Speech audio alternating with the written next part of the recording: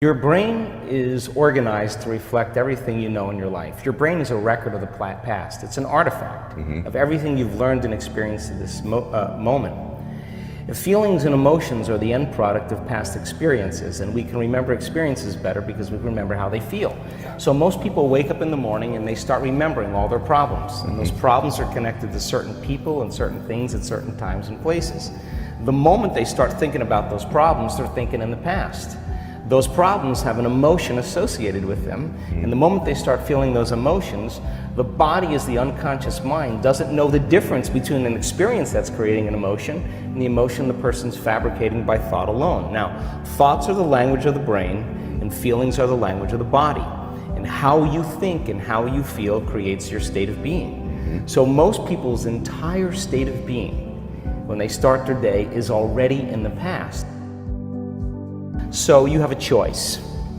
The choice is you're either defined by a vision of the future or you're defined by the memories of the past.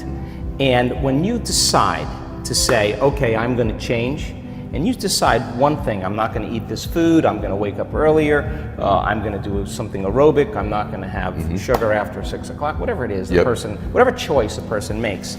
The moment you make a choice to do something differently, and the hardest part about change is not making the same choices you did the day before, get ready, because it's going to feel uncomfortable.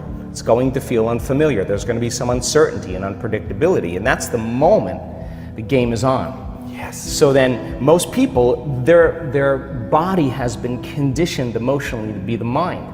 So now the body says, wow, I'd rather hang on to my guilt than take a chance and possibility. I'd rather live in fear than trust in the unknown. So once the person feels uncomfortable, the body goes, whoa, wait a second, we're out of the program here, and body starts influencing the mind. That's right. So it says, start tomorrow, you'll never change, you don't have the money to do this, you're not good enough, your mother told you were this, your father's fault, it's your ex's fault, you know, all of the voices that come up. Now here's the deal, if you respond to those voices, those same thoughts as if they're true, by the way, they're always going on behind the scenes of your awareness, but now they're amplified because you're outside your comfort zone.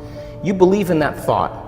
That thought's going to lead to the same choice, which is going to lead to the same behavior, which is going to create the same experience and produce the same emotion. And the person's going to say, this feels right. No, that feels familiar. Going from the old self to the new self is a neurological, it's a biological, it's a chemical, it's a hormonal, it's a genetic death of the old self.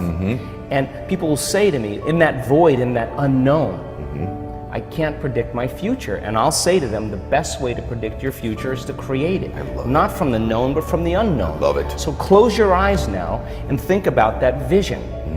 Once you start thinking about that vision of your future, you're activating the creative centers in your brain. And naturally, you begin to think about putting yourself in the scene. And the act of doing that, when you're truly passionate and truly present, the moment you're defined by that vision, when the thought in your mind becomes the experience, you begin to feel the emotion of the event before it's made manifest. Now, you're giving your body a sampling, a taste of the future.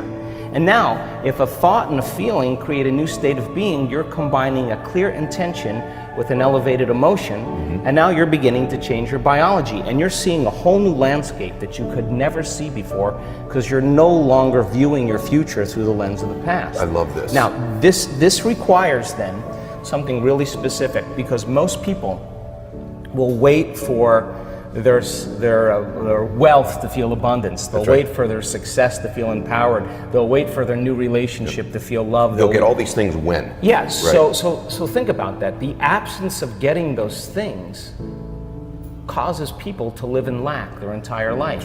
And so they're waiting for something outside of them to change how they feel inside of them. And if they're not creating a new life, then they're not applying the proper principles, then they keep all their manifestations, all their dreams at arm's length.